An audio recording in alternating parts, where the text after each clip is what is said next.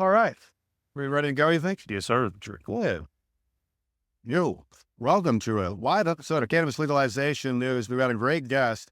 The topic today is what's the best or most lucrative license for 2025? Can you introduce yourself? Yeah, I'm Nehemiah Mitchell. I have a YouTube channel called NeoCannabis where I teach prospective and current cannabis entrepreneurs how to break into the industry, how to start, and if they're already operating, how to scale their existing cannabis business. I'm extremely excited that, you guys wanted to create some content together and ready to get into it. Awesome. Well, the topic for today is what is the most lucrative license you can start in 2025? Well, we were talking and it made me think you used to have this type of license. Correct. What is that? Yes, I'm originally from Hayward, California. Grew up there, and a little bit of background about me. I played football at the university or Vanderbilt University. Glad to have that experience, and then after that, transitioned into the cannabis industry. Me and my business partner at the time, we wanted a dispensary license, and this was when California just went legal in 2018. Like everybody else, we wanted a storefront. We were eager. We were new to the industry. I was probably only 23, 24 at the time. But in Oakland, California, there was a lottery system. Of course, you guys know how lotteries work. It's play to pay. In certain situations, pay to play. You got to know somebody, and, we're new people in the industry. But somebody mentioned to us about a delivery license where essentially you're a non-storefront retailer, and you could do the same thing as a regular dispensary. You buy from a distributor, you have your own customers, you sell your own product, you're in control of your entire business. You don't need anybody else. And we thought that was a great opportunity for ourselves. And like Thomas mentioned, it was extremely affordable as far as the startup costs. So I'm glad to dive into that. Because we're talking about like Miggy and I trying to get this dispensary open for less than $1 million. And so that's an expense that we would then have to make back before we'd be able to start, saying it's profitable.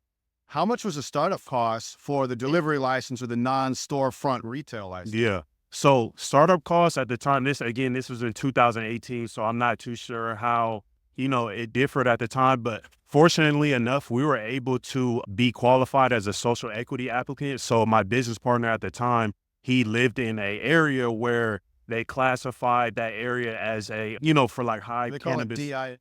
Yeah, like high cannabis conviction rates. Disproportionately impacted areas. So, I don't know all the terms, but somehow he qualified. And where, if somebody hands you something where I'm from, you got to take it and run with it. We took that opportunity, and that allowed us to have like a lot of the application fees waived. And, they gave us a little like consultations and things of that sort to, get our license.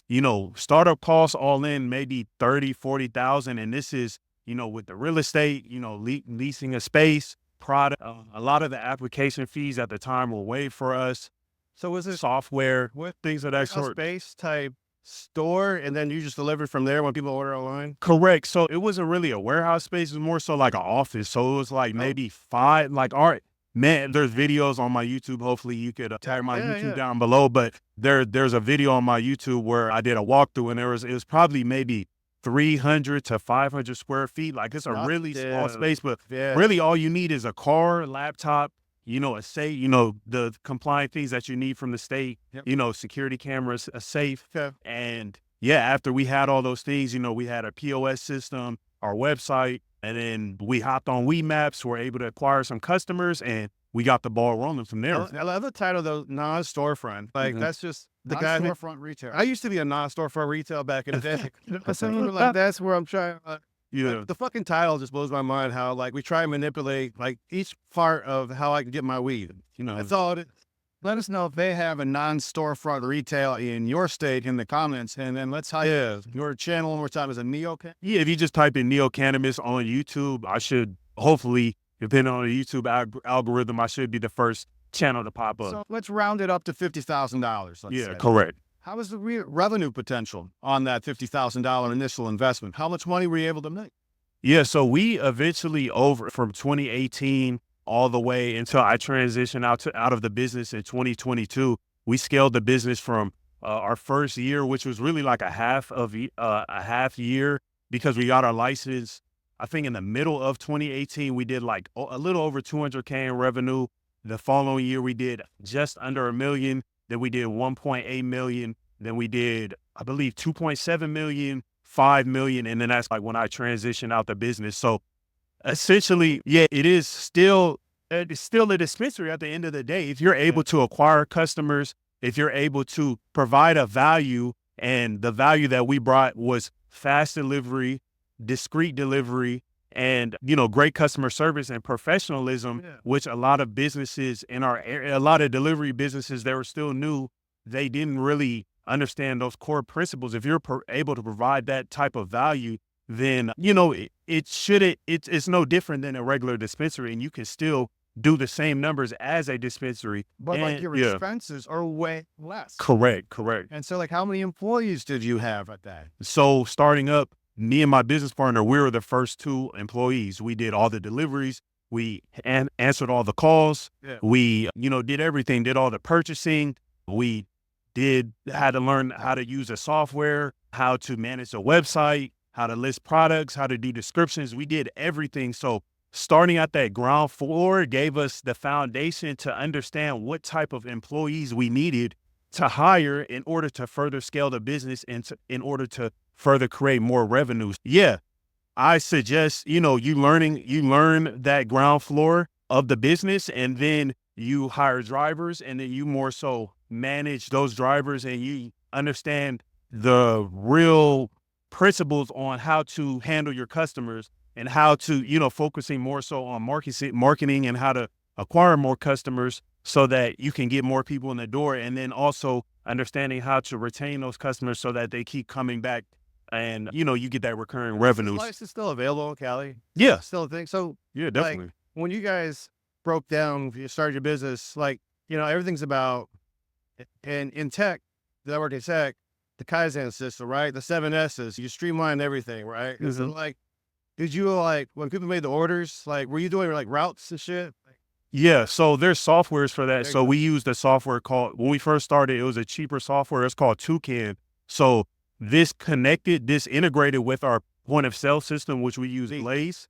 And when we would get an order in, either if somebody called, we would put the order in through Blaze, and then through Blaze, we were able to assign that order to a driver, and Toucan would put the order in the queue for the driver. And then based on, the parameters or wherever the delivery area is, it'll come up with a efficient route for the driver to complete those orders in, efficient amount of time. So that would just be an expense, like a software. Yeah, you have a software for delivery routing. So it's fantastic. And so it's not for every state. Like we don't have a non-storefront delivery. We don't have delivery at all. Yeah. New Jersey has a storefront which you can get an extension and deliver. I want to say Maryland was the most recent state that had this type of license. They only gave out 10, and it was full bunch of applications trying to get that. Minnesota may have also tried it. Mm-hmm. Missouri doesn't have it. Michigan doesn't have it. But this is the type of license that can really allow, and you said social equity as well, right? Correct.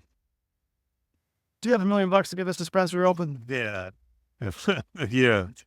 Give social equity licenses and lower the barriers.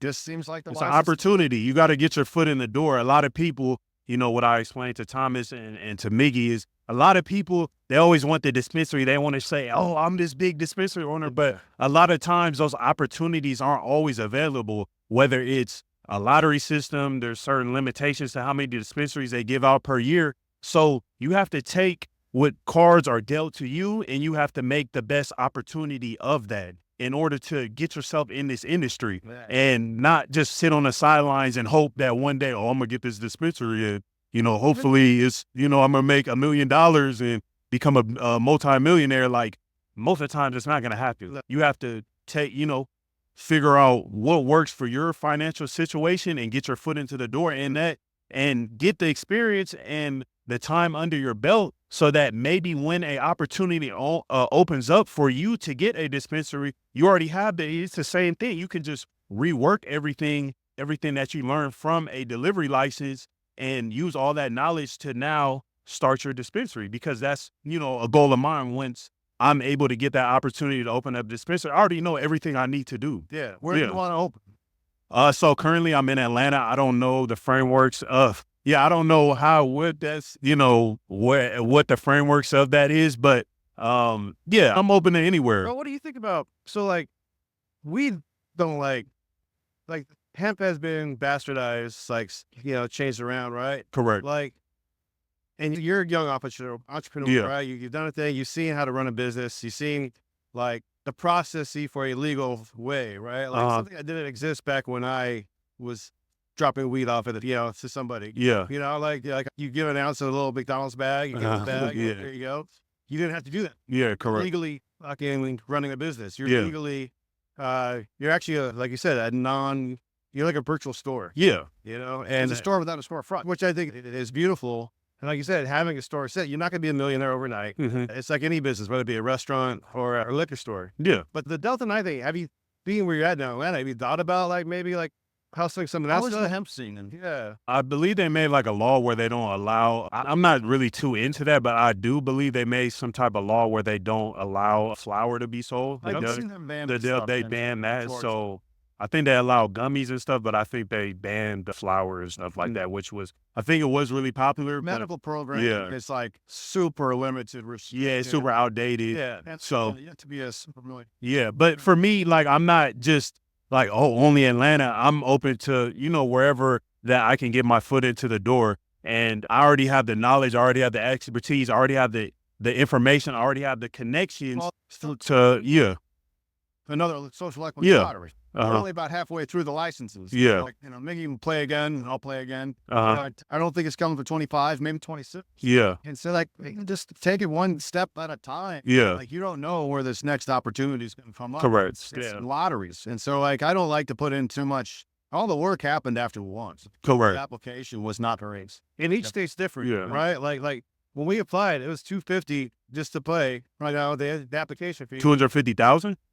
Oh, what? no. Yeah. That was just to okay. apply. Yeah, just apply, yeah. Here's my Willy Wonka ticket. That's how it works. And we did. But every state's different. Yeah. Arizona was $50K minimum, right? Or something like that. And I think real expensive. Yeah, you touched on a good point. What I would like to talk about is, and what I talk about on my channel is that the application, that's the easy part. A lot of people put too much emphasis on the application and getting a license. That's easy. You're just filling out paperwork. The hard part is scaling a business, creating a profitable business that will run on for 5, 10, 15 years. That is the hard part. Yeah. Let's not get things confused. And a lot of people put way too much, what you do is, you got to get through it. But once you get through it, what are you going to do? You can't just set up a dispensary and think people are just going to walk into the door. Maybe it might happen for a month, 2 months, 3 months, but what happens when people stop walking into the door? Right. What's your plan? So that's what I try to emphasize to people, is that it's not the end all be all, this license thing. A lot of people put way too much emphasis on that. What are you doing in order to sharpen your tools? So once you do get an opportunity for that license, how are you going to scale that into a multi-million-dollar business? Yeah. It's all very important. A lot of the advice that we got after we won ours is sell it. Yeah. Just run. So that's kind of the mindset of a lot of it, because it's a gamble. It's a lottery. Yeah. And so some of the people that win, they list it for sale the next day. Wow. Because that's crazy. That's when the license is worth the most that it's worth. Our license is worth less and less. We tie it to a piece of zone. It's like a car. But it'll go right back up. It's because right now it's on an expiration window. But we have a piece of real estate, you got to get it zoned. And then we sign a lease between the dispensary and that piece of real estate.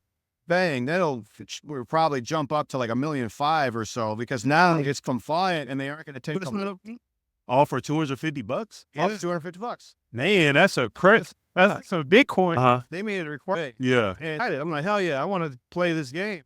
Yeah. I was like, I don't own property. Not allowed to play. Yeah. People already stopped me. Yeah. When we applied for our license, I qualify in his state. I don't qualify in my. Wow. We're talking with I make too much for my area and all that stuff. Oh, so you don't, Illinois, he's okay. And Missouri, because he's a veteran and arrested. So he was qualified in Missouri. He was qualified in Minnesota, got into the lottery in Minnesota, but then they screwed everything up in Minnesota through the application process. Wow. I tell you, we can go on. And so that was what I think is the most lucrative license in 2025 if you don't get it. Yeah. That's the thing. If it exists in California, a couple other states. That's really it. But man, I wanted to thank you for coming on the podcast. Nah, I appreciate you, man. I hope we can continue to build this relationship, continue to create content, because I think what we could do together, what all of us can do together, can provide a lot of value to those who are looking to get into the industry that I don't see. You know, I see people at these conventions, you know, doing these handshakes, wearing all these suits, but what are you actually doing, you know, in order to further, you know, in order to get that free game out to the people that are on the sidelines? You know, I don't see that too much. It's about you, me, like that are actually like not just smoking weed on camera, that are actually giving practical business advice. It's you, like, let's keep it real. It's you, me, you know, I'm way smaller than you. It's me. I don't really see too many other people. It's people, you know, clapping, oh, I won my license, but like, how did you win that license? The people want to understand, you know, luck, but, and then what are you going to do once you know, once you get that license, and once you, like, people aren't documenting this, so that's what I want to do in this industry. If, you know, I want to continue documenting my story. I want to continue giving out free game, free strategies, free knowledge, free experience, you know, my experience out to those who are looking for it. Absolutely. Yeah. If that's the type of content you liked, consider subscribing to the channel and give us a like, and tune into our podcast on Sundays. We'll see you next time.